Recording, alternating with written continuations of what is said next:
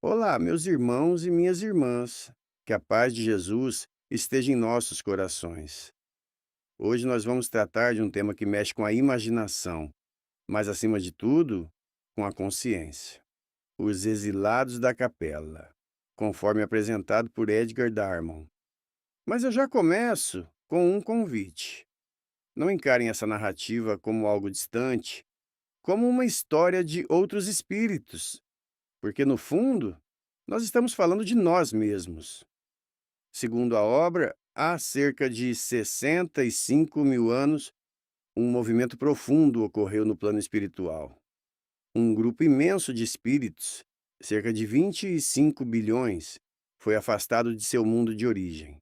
Capela, uma estrela da constelação do Cocheiro. Capela não era um mundo primitivo.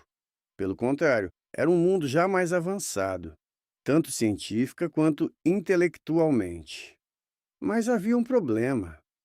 Esses espíritos não conseguiram acompanhar o progresso moral daquele planeta.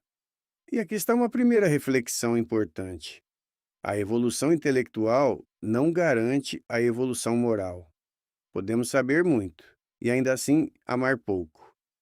Podemos construir muito e ainda assim destruir relações, vidas e caminhos. Motivo do exílio, rebeldia e estagnação moral.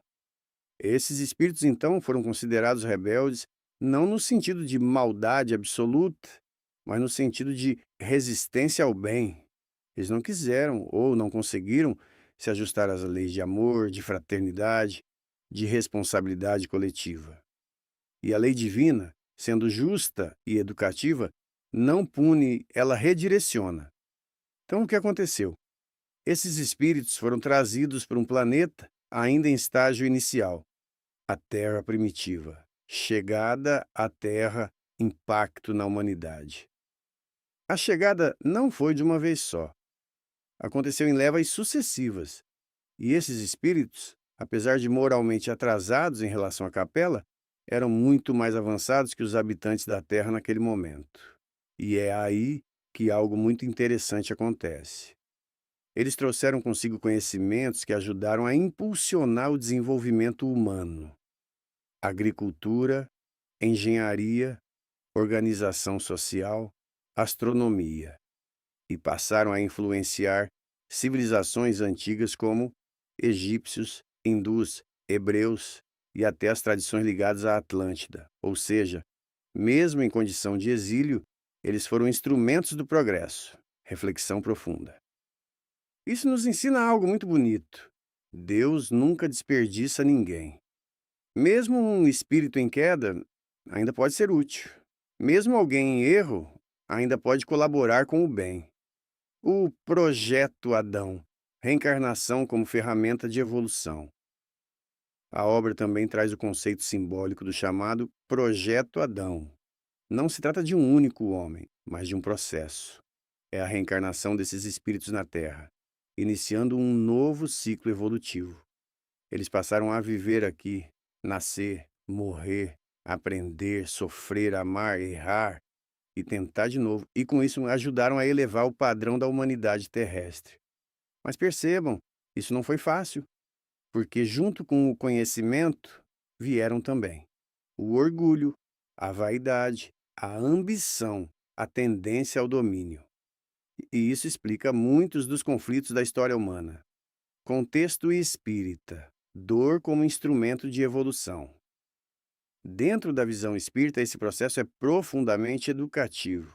Esses espíritos nós, talvez, passaram a enfrentar dificuldades, limitações, sofrimentos, provas e expiações. Não como castigo, mas como oportunidade de ajuste. A dor, nesse contexto, não é um fim, é um meio. Um meio de despertar a consciência, de quebrar o orgulho, de ensinar o valor do amor. Ligação com o presente. E agora vem a pergunta mais importante dessa palestra. Onde estamos nós nessa história? Será que ainda carregamos algo dessa rebeldia? Quando resistimos a perdoar? Quando insistimos no ego? Quando sabemos o certo, mas fazemos o contrário? Será que ainda estamos, de alguma forma, vivendo o reflexo desse exílio? Mas há uma boa notícia. Esperança. Transição para mundo de regeneração. A Terra não é mais o mesmo planeta de 65 mil anos atrás. Estamos em transição, caminhando ainda que lentamente para um mundo de regeneração. E isso significa que o bem começa a prevalecer. A consciência coletiva começa a despertar. O amor deixa de ser teoria e começa a ser prática. E aqueles que quiserem acompanhar esse movimento precisarão fazer algo essencial: reformar-se intimamente. Encerramento. Mensagem final. Meus irmãos, a história dos exilados da capela não é sobre condenação, é sobre oportunidade. Não é sobre queda, é sobre recomeço.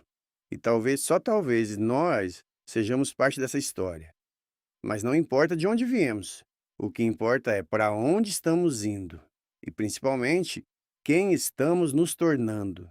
Que possamos escolher a cada dia mais humildade, mais paciência, mais amor. Porque é assim, passo a passo, que deixamos de ser exilados e nos tornamos cidadãos do bem.